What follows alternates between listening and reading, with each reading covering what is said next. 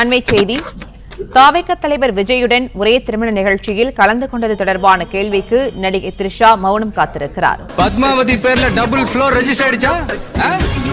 Tiles போடுறாங்களே, tiles குளு குளு குளு குளு வீடு ஃபுல்லா ஏசியாம. செகண்ட் சேனலுக்கு சிட்டி நல்லா தெரியுதா? சொல்லுங்க சித்தப்பா. அம்சவேணி மாதிரி ஒரு குடும்ப பொண்ணுக்கு தாலி கட்டுவோன்னு பார்த்தா இப்படி கேடு கட்டு போன புஷ்பா கழுத்துல தாலி கட்டி இருக்க. புஷ்பாவா? அவ பேரு புஷ்பான்னு உனக்கு எப்படியா தெரியும்? எனக்கு மட்டும் இல்லடா, இந்த ஜில்லாவுக்கே தெரியும். அவ ரெக்கார்ட் டான்ஸ்ல பல ஊர்ல ரெக்கார்ட் பண்ணிருக்கா. Record dance ஆடுறவளா? பஞ்சாயத்தடா முடிச்சு பாரு, நமக்காக அம்பட்டு போலும் பிள்ளை குட்டியோட வெயில்ல காத்து கிடக்குறாங்களே. வணக்கம். சென்னையிலிருந்து மும்பை சொல்வதற்காக நடிகை த்ரிஷா தற்பொழுது சென்னை விமான நிலையம் வந்தார். அவரிடம் மேடம், நீங்களும் விஜய் சாரும் கலந்து ஒரு நிகழ்ச்சி வந்து பெரும் சர்ச்சையா இருக்கு, இது வந்து மேடம்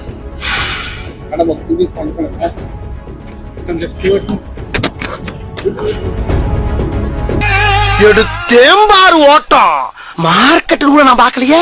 நடிகர் விஜய், அதாவது தமிழக வெற்றி கழகத்தின் தலைவர் விஜய் மற்றும் த்ரிஷா, நீங்கள் இருவரும் ஒரு திருமண நிகழ்ச்சியில் கலந்து கொள்ள செல்லும் பொழுது இருவரும் ஒரே காரில் சென்றதும் ஒரே நிற ஆடை அணிந்திருந்ததும் பிரபலமாக பேசப்பட்டதோடு மிகப்பெரிய சர்ச்சைகளையும் கிளப்பியிருந்தது. அவங்க அம்மா, அம்மம்மா, அக்கா, அக்கா, சித்தி, பெரியம்மா, அவங்க அத்தை, ஆயா, இவங்க ஒட்டுமொத்த குடும்பமே இந்தியா மட்டும் இல்லடா, இலங்கை, பர்மா, சிங்கப்பூர், மலேசியா போன்ற உலக நாடுகள் ஃபுல்லா பேர் எடுத்துவாங்க. கர்மா போது நிறுத்தியா? உன்னால நம்ம குடும்ப மானமே சந்திச்சிருக்குதுடா.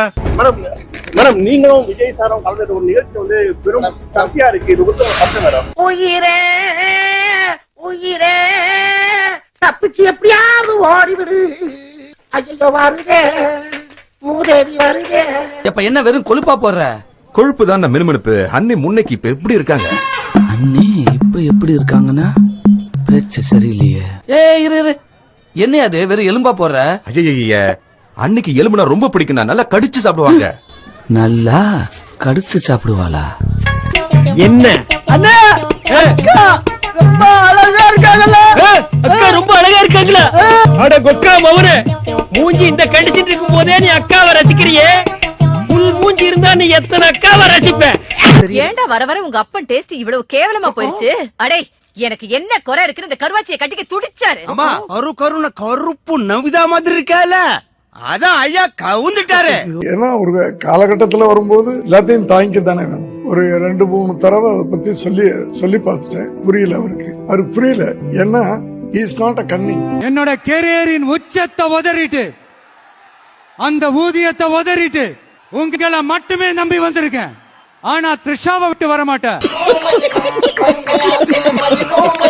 கரியரின் உச்சத்தை விட்டுட்டு வர தெரிஞ்ச இவனுக்கு த்ரிஷாவை விட தெரியலையே. எனக்கு அடை வேணும், அதுவும் தேனடையா? அப்படி என்றால் என் ஆன்மீக ஆராய்ச்சிக்கு ஒரு அரை மணி நேரம் அவர்களை அனுப்பி வைக்க முடியுமா? சங்கீதா ஒருத்த இல்ல, அப்ப இவனை ஒருத்த இல்ல, நான் இன்னொருத்தனை கட்டிக்கினா இந்த சமுதாயம் ஒத்துக்குமா? சாரி சார், நீங்க தப்பா ஃபீல் பண்றீங்க. நான் அப்படிப்பட்ட ஆளா? ஒத்துக்குவீங்களா? விஜய் ஒத்துவேனா? அவனுக்கு எல்ல இருந்தா, அவன் ஆம்பளையா இருந்தா, அவங்க அப்பனுக்கே பிறந்தா ஒரு கல்யாணம் பண்ணி வைக்க சொல்லுங்க சங்கீதாவுக்கு. நான் ஏத்துக்கிறேன். அவனால முடியுமாங்க?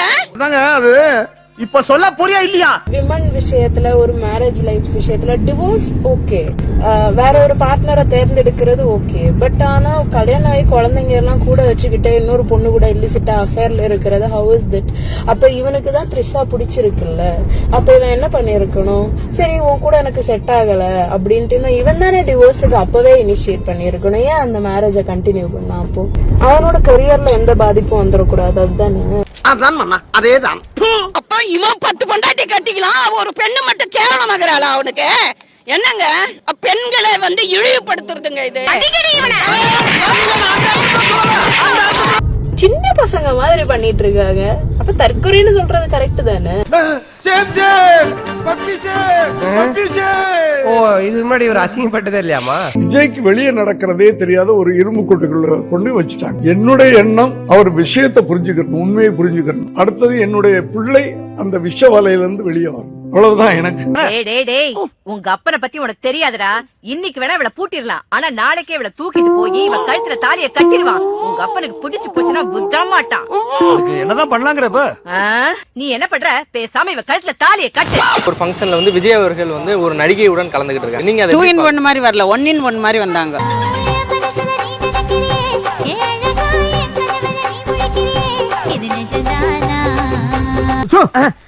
உங்க மூஞ்சிகளுக்கு தீம் மியூசிக் வேற, அந்த ஸ்மோக் எஃபெக்ட் வேறயா? அது தராதரம் இல்லாத செயல்பா, நல்ல செயல் கிடையாது. ஹர்ட் பண்ணிட்டான் மச்சான். இதுக்கெல்லாம் ஃபீல் பண்றதா இருந்தா நாளா எப்பவோ செத்துருக்கணும். பொண்ணு குழந்தைங்களையாவது மதிக்கணும், இல்ல பொண்டாட்டியாவது மதிக்கணும். உப்பா பொறுக்கிறவன் 2 பொண்டாட்டி வச்சிருக்கான், கூட்டுறவன் 4 புருஷன் வச்சிருக்கான், காசு இல்லாதவங்க கூட 10 பொண்டாட்டி 10 புருஷனோட ஜாலியா வாழ்றான். எங்கள்கிட்ட காசு இருக்கு, நாங்க வச்சுக்குவோம், வச்சுக்காம போவோம். ஒத்த ரோசா பிள்ளைய ரொம்ப அற்புதமா வளர்த்திருக்க. அந்த திமிரு, பண திமிரு, அந்த அந்த யங்ஸ்டர்லாம் நம்ம கிட்ட இருக்காங்க, அந்த திமிரு. நான் இப்படிதான், நான் எது ஒன்றா பண்ணுவேன், என்னை யாரும் ஒன்றும் பண்ண முடியாதுன்ற திமிரான நடவடிக்கை தான் இது. ஏய், ஆணவத்தில் ஆடாதரா, ராணுவத்தில் அழிஞ்சவங்களை விட ஆணவத்தில் அழிஞ்சவங்க தான் அதிகம். ஒரு ஆக்டரா இருக்கும் போது ஒரு அடுத்த ஜெனரேஷனுக்கு அவர் வந்து தலைவரா சப்போஸ் வந்தா, இது வந்து அவருக்கு ரொம்ப ஒரு கெட்ட பேர். அசிங்கமா இல்ல? இதெல்லாம் அசிங்கப்பட என்ன இருக்கு? வந்த வேலையை தானே பாக்குறாங்க. வந்த வேலையா? I'm a father of him. ஒரு அப்பாவுக்கு புள்ள மேல அக்கறை இருக்க கூடாதா? ஒரு அப்பாவுக்கு புள்ள வந்து இதோ இப்படி மாட்டிக்கிறாரு, இதுல இருந்து அவர் வெளியே வந்துடணுமேனு ஒரு ஆதங்கம் இருக்கணுமா வேண்டாம்? பாடா அண்ணா குமாரு, அது அவ்வளவுதான், டைம் முடிஞ்சது, வா. சின்ன பசங்களாம் சொல்ல ஆரம்பிச்சுட்டாங்க, ஓம் சக்தி பராசக்தி, எமவனுக்கு திரிஷாதா சிக்தின்னு. விஜய் நீங்க திட்டணும்னு நினைச்சீங்கன்னா ஆக்டர் விஜய் எல்லாருமே திட்டுங்க, ஓகே, நான் நோ ப்ராப்ளம்னு சொல்லுவேன், நானும் கூட திட்டுறேன் தான். ஆனா வந்து அவங்க குழந்தைங்க என்னங்க பாவம் செஞ்சுச்சு? நான் நிறைய கமெண்ட்ல பாக்குறேன், ஓம் சக்தி பராசக்தி, விஜய் மகனுக்கு திரிஷா சித்தின்னு போடுறீங்க, அந்த குழந்தைங்க என்னங்க பாவம் பண்ணுச்சு? அப்படி நீங்க திட்டணும்னு நினைச்சீங்கன்னா ஓம் சக்தி பராசக்தி சங்கீதாவுக்கு திரிஷா சக்கால திண்டு போக வேண்டியதானே? எப்படி நல்லா இருக்கு. நல்லா இருக்கியா? நல்லா இருக்கு. நல்லா தானே இருக்கியா? நல்லா இருக்கும்போது நம்ம எதுக்கு யோசிச்சுக்கிட்டு அப்படி பேசிட வேண்டியதான். பொண்டாட்டிய வச்சு ஒழுங்கா குடும்பம் பண்றதுக்கு யோகிதை இல்லாத அந்த விஜய்க்கு வந்து ஒரு ஆட்சியா?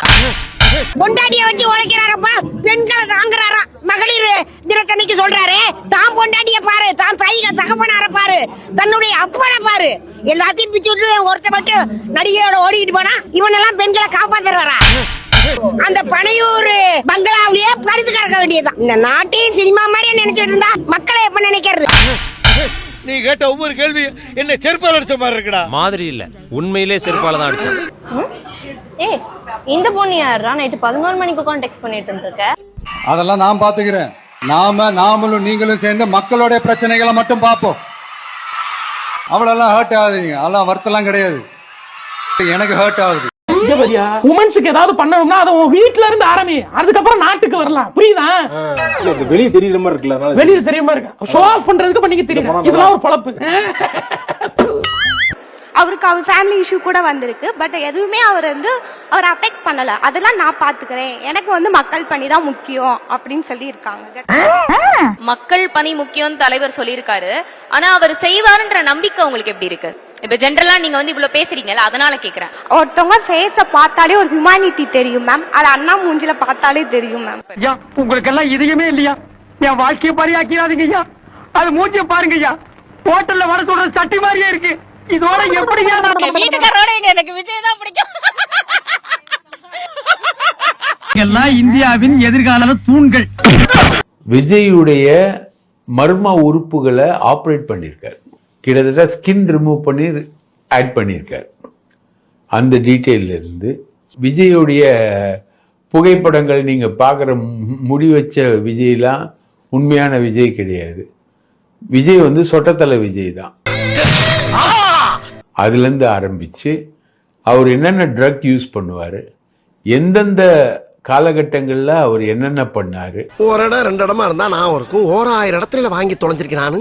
ஒவ்வொரு நடிகருக்கும் எதிராக அவரும் அந்த ரூட்டு தலை ஜெகதீஷும் சேர்ந்து என்னென்ன பண்ணாங்க, ஒவ்வொரு நடிகருக்கு அஜித் ஆகட்டும், மற்றவங்களாகட்டும், சிவகார்த்திகேயன் ஆகட்டும், இவங்களுக்கு எதிராலாம் என்னென்ன ஆர்கனைஸ் பண்ணி என்னென்ன விதமான திட்டமிடல் மேற்கொண்டு என்னென்ன விஷயங்கள் பண்ணாங்க அப்படின்றத சங்கீதா குறிச்சு வச்சிருக்காங்க. சாம்பார் ஆப் எனக்கு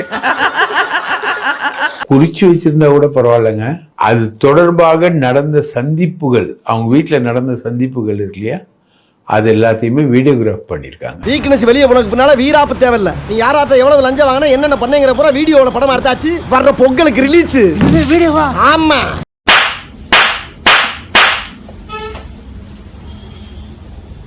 ஒரு பிரபலமான ஒரு தலைவரா ரஜினிகாந்த் அவர்கள் வரணும்னு நினைச்சார். அரசியலுக்கு வந்து சிஸ்டத்தை மாத்தணும் எல்லாம் பண்ணணும்னு நினைச்சார். ஆனால் இதே திமுக குடும்பம் பல மிரட்டல்களை கொடுத்து அவரை அரசியல் கட்சி வர விடாம பாத்துக்கிட்டாங்க. இன்னைக்கு என்ன ஆனார்? அவரு கடைசியில ரெட் ஜெயின் பிக்சர்லயே நடிக்க போயிட்டார். கவலைப்படாதீங்க, 60 நாள் எஃப்ஐஆர் திருப்பி டெலீட் பண்ணிடலாம் நம்ம கவர்மெண்ட் வந்த உடனே. அதை பத்தி கவலைப்படாதீங்க. வச்சு முதுகு மேல நடத்துறோம். ஸ்டார்ட் பண்ணு.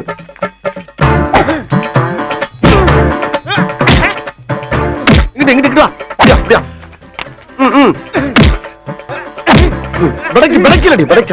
மண்டல மட்டும் அடிச்சிடாத, குலக்கேசல் உள்ள போயிருவேன். சரியா? உங்க வீட்டு பிள்ளையா நினைச்சு எல்லாரும் என்னை மன்னிச்சிருக்க.